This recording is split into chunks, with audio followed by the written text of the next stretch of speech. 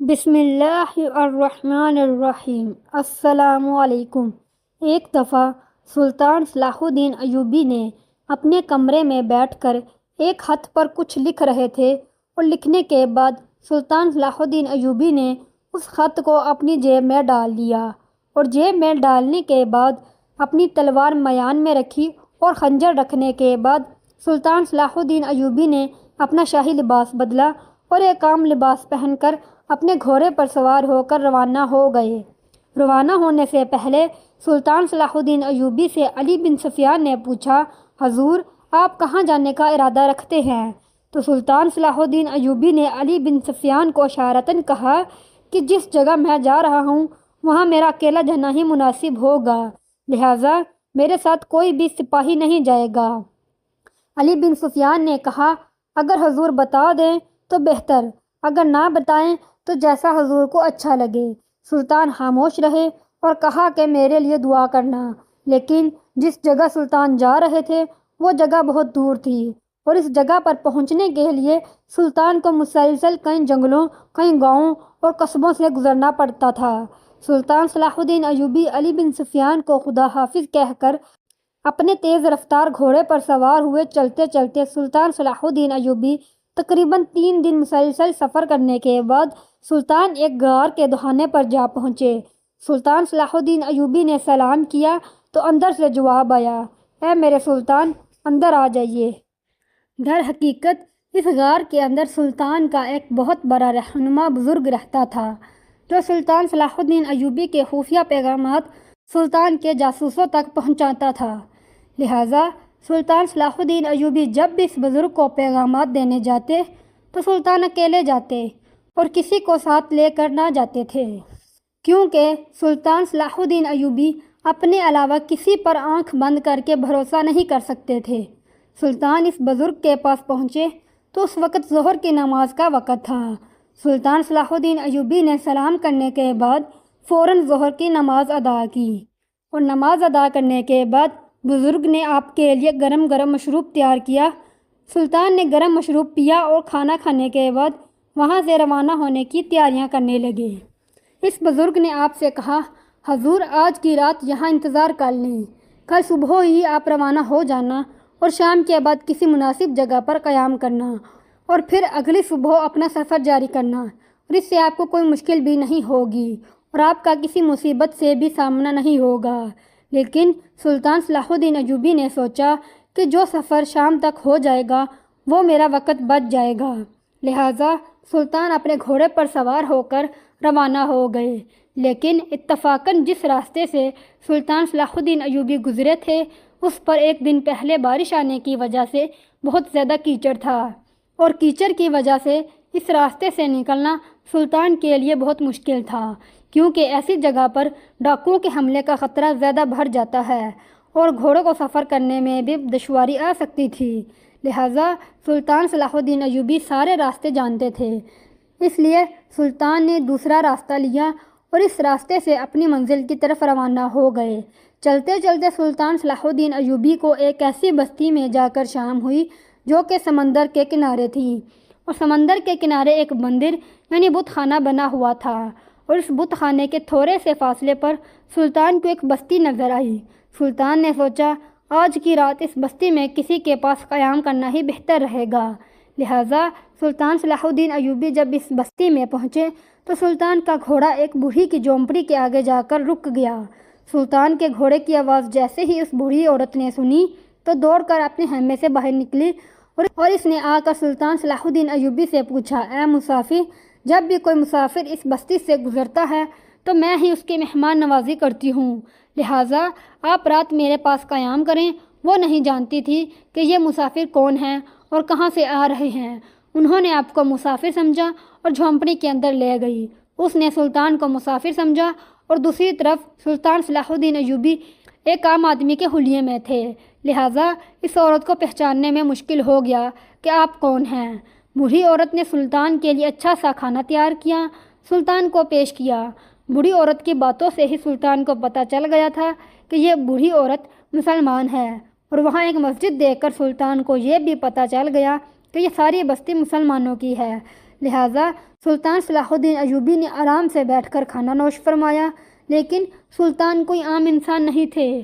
آپ کی دور اندیش آنکھوں نے یہ جانچ لیا تھا کہ وہ بوڑھی عورت اس وقت بہت پریشان ہے۔ سلطان صلاح الدین ایوبی نے دوسری طرف دیکھا تو بستر میں ایک نوجوان حسین و جمیل لڑکی سو رہی تھی۔ سلطان نے بوڑھی عورت کو کہا، اماں جی یہ کون ہے اور آپ اتنی پریشان کیوں ہیں؟ تو اس نے کہا، اے مسافر، تم یہ پوچھ کر کیا کرو گے؟ تم نہیں جانتے کہ کل میرے اوپر کیا قیامت گزرنے والی ہے۔ جب اس کے منہ سے یہ الفاظ نکلے تو سلطان حیران و پریشان ہو گئے اور پوچھا، اماں جی بتائیں تو صحیح، آخر ایسا کیا ہوا؟ تو اس نے کہا، بیٹا شاید آپ نے سمندر کے کنارے ایک بت خانہ دیکھا ہوگا۔ ہماری بستی کے لوگوں کا ماننا ہے کہ اس بت خانے میں ہر سال ایک شیطان آتا ہے اور وہ شیطان ایک نوجوان اور کنواری لڑکی کی بلی لیتا ہے، اور ہر سال ہماری بستی میں چٹھی ڈالی جاتی ہے اور جس نوجوان لڑکی کا نام آ جائے اس لڑکی کو اس بت خانے کے اندر دلہن بنا کر بٹھا دیا جاتا ہے، اور رات کو جب وہ شیطان آتا ہے اور تو وہ اس لڑکی کو مار دیتا ہے اور اس کا خون پینے کے بعد وہاں سے چلا جاتا ہے، اور سال میں ایک بار ہی وہ شیطان آتا ہے، اور ہماری بستی والوں کا یہ کہنا ہے کہ اگر اس شیطان کو بلی نہ دی گئی تو وہ ساری بستی کو تباہ کر دے گا۔ یہ سن کر سلطان صلاح الدین ایوبی بڑے پریشان ہوئے اور کہا، اماں جی مسلمان ہو کر بستی والوں کا اتنا کمزور ایمان، یہ بہت شرم کی بات ہے کہ کبھی شیطان بھی مندروں میں آ کر نوجوان لڑکیوں کی بلی لیتا ہے۔ شیطان کبھی انسان کا خون نہیں پی سکتا۔ تو اس بوڑھی عورت نے کہا، بیٹا یہ جھوٹ نہیں، یہ سچ ہے، کیونکہ ہر سال ہم اس مندر کے اندر ایک کنواری لڑکی کو بٹھاتے ہیں، اور جب صبح اس مندر میں جاتے ہیں تو اس لڑکی کی جان نکل چکی ہوتی ہے اور وہ مردہ ہوتی ہے۔ سلطان بڑا حیران ہوا اور پوچھا، اماں جی تو پھر آپ کیوں پریشان ہیں؟ تو اس نے کہا، اے مسافر، اس بار کسی اور لڑکی کی باری نہیں بلکہ میری اکلوتی بیٹی کی باری ہے، لہٰذا کل شام میری بیٹی کو اس مندر میں بٹھایا جائے گا اور میری اکلوتی بیٹی کل شیطان کے ہاتھوں ماری جائے گی۔ اگر میں نے اپنی بیٹی کی بلی دینے سے انکار کیا تو بستی والے ہم دونوں کو مار دیں گے۔ یہ سن کر سلطان بڑا حیران ہوا اور کہا، اماں جی آپ کو پریشان ہونے کی ضرورت نہیں، اگر آپ کو اللہ پر بھروسہ ہے تو آپ مجھ پر بھروسہ رکھیں، آپ کی بیٹی کو کچھ نہیں ہوگا۔ بوڑھی عورت کو سلطان کی باتوں سے تھوڑا بہت اطمینان تو ملا، لیکن یہ خوف اسے دل ہی دل میں کھائے جا رہا تھا کہ کل میری اکلوتی بیٹی شیطان کے ہاتھوں بلی چڑھ جائے گی۔ سلطان صلاح الدین ایوبی نے اگلی صبح اپنا سفر شروع نہیں کیا اور وہاں ہی ٹھہر گئے۔ جب شام کا وقت ہوا تو سلطان نے عورت کو کہا، اماں جی آپ مجھے اپنی بیٹی کی جگہ گھونگھٹ پہنا کر بستی والوں کے سامنے اس مندر میں بٹھا دیں تاکہ میں اس راز سے پردہ اٹھا سکوں کہ آخر اس مندر کے اندر حقیقت میں شیطان آتا ہے یا پھر یہ بستی والوں کا ایک وہم ہے۔ اس بوڑھی عورت نے کہا، بیٹا یہ تم کیا کہہ رہے ہو؟ اگر شیطان کو پتہ چل گیا کہ اس کے ساتھ دھوکہ ہوا ہے اور ایک لڑکی کی جگہ ہم نے ایک مرد کو بٹھا دیا تو وہ ساری بستی کو مار دے گا۔ یہ سن کر سلطان نے اس بوڑھی عورت کو کہا، اماں جان اگر آپ کے دل میں ذرا بھی ایمان ہے تو آپ مجھ پر بھروسہ رکھیں اور مجھے اپنی بیٹی کی جگہ گھونگھٹ میں بٹھا دیں، میں آج کی رات اس رات سے پردہ اٹھا دوں گا۔ اس بوڑھی عورت نے نہ چاہتے ہوئے بھی اپنی بیٹی کی جگہ سلطان صلاح الدین ایوبی کو گھونگھٹ پہنا دیا۔ بستی والوں نے سلطان صلاح الدین ایوبی کو ایک ڈولی میں بٹھایا اور اس مندر میں جا کر بٹھا دیا۔ بستی والے چلے گئے، اندھیرا چھانے لگا تھا۔ سلطان صلاح الدین ایوبی نے اسی وقت مندر کے اندر گھونگھٹ اتارا اور سمندر کے کنارے گئے اور وضو کیا اور نماز عشاء ادا کرنے کے بعد قرآن پاک کی تلاوت کرنے لگے۔ وقت گزرتا رہا، آدھی رات کا وقت ہوا لیکن کوئی بھی شیطان نہیں آیا۔ سلطان صلاح الدین ایوبی دوبارہ حاجت کی وجہ سے باہر گئے، سمندر کے کنارے وضو کیا اور آ کر دوبارہ قرآن پاک کی تلاوت کرنے لگے، لیکن ابھی تک شیطان نہیں آیا تھا۔ اتنے میں تہجد کی نماز کا وقت ہوا۔ سلطان نے تہجد کی نماز پڑھی اور فجر کی نماز ادا کرنے کے بعد قرآن پاک کی تلاوت میں اتنا مشغول ہو گئے کہ دوپہر کا وقت ہو گیا اور سلطان کو پتہ ہی نہ چلا۔ دوسری طرف صبح جب گاؤں والوں نے بوڑھی عورت کی بیٹی کو دیکھا تو یہ بات پورے گاؤں میں پھیل گئی اور لوگ ایک دوسرے سے کہنے لگے، اگر اس بوڑھی عورت کی بیٹی یہاں ہے تو پھر اس مندر میں کون لڑکی رات کو شیطان کے ہاتھوں بلی چڑھ گئی؟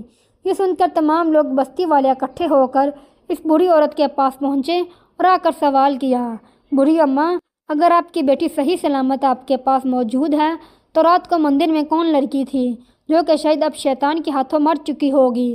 تو اس بوڑھی عورت نے بستی والوں کو شروع سے لے کر ساری کہانی سنائی اور کہا، رات کو میں نے اپنی بیٹی کی جگہ ایک مسافر کو، جس نے مجھے مجبور کر دیا تھا، اس کو میں نے بٹھا دیا تھا، اور رات کو شاید شیطان نے اس مسافر کو میری بیٹی کی جگہ مار دیا ہوگا۔ یہ سن کر تمام بستی والے تجسس کے ساتھ اس مندر کی طرف دوڑے کہ جا کر دیکھے تو صحیح کہ آخر اس مسافر کے ساتھ کیا ہوا ہے۔ جب بستی والے مندر کے اندر پہنچے تو دیکھا کہ سلطان صلاح الدین ایوبی قرآن پاک کی تلاوت میں مشغول تھے۔ انہوں نے جب سلطان کو قرآن پاک کی تلاوت کرتے ہوئے دیکھا تو وہ لوگ بڑے حیران ہو گئے اور کہا کہ آخر یہ نوجوان ساری رات مندر کے اندر موجود رہا، لیکن شیطان نے اس کو کچھ نہ کہا۔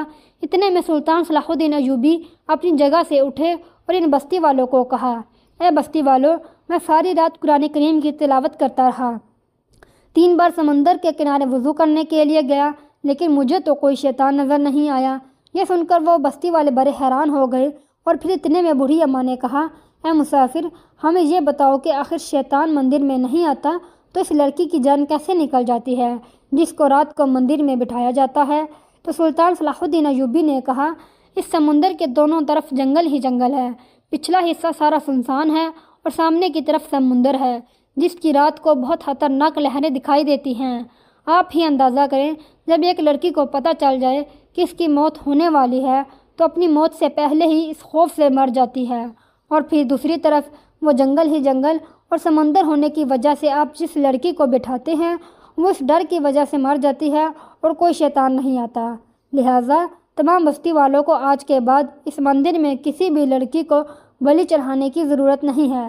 اور اسی طرح سلطان صلاح الدین ایوبی کی بہادری اور دلیری کی وجہ سے وہ گاؤں والے اتنی بڑی مصیبت سے بچ گئے، اور اس بوڑھی عورت نے سلطان صلاح الدین ایوبی کے ہاتھ پیر چومنا شروع کر دیے اور فرمایا، اے مسافر، اگر تم نہ ہوتے تو شاید اب تک میری بیٹی بھی مر چکی ہوتی۔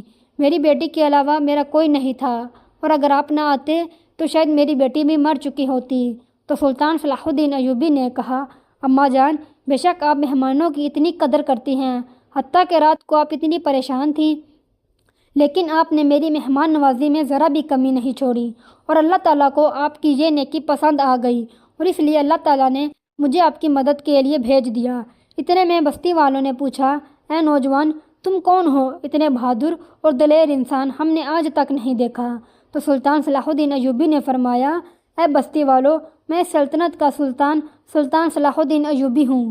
جب یہ بات ان لوگوں نے سنی تو کہا، سلطان معظم، بے شک ہم نے آپ کی دلیری اور بہادری اور عقل مندی کے قصے سنے تھے، لیکن آپ کو اپنی آنکھوں سے نہیں دیکھا تھا، اور آج آپ کی دلیری تمام بستی والوں نے اپنی زندگی میں اپنی آنکھوں کے سامنے دیکھ لی۔ اور اس کے بعد سلطان صلاح الدین ایوبی نے ان بستی والوں کو خدا حافظ کہہ کر وہاں سے چلے گئے، اور جاتے ہوئے ایک انتہائی انمول جملہ کہہ کر گئے کہ ہمیشہ خدا پر بھروسہ رکھو، جو خدا پر بھروسہ رکھتا ہے اسے خدا کبھی مایوس نہیں کرتا۔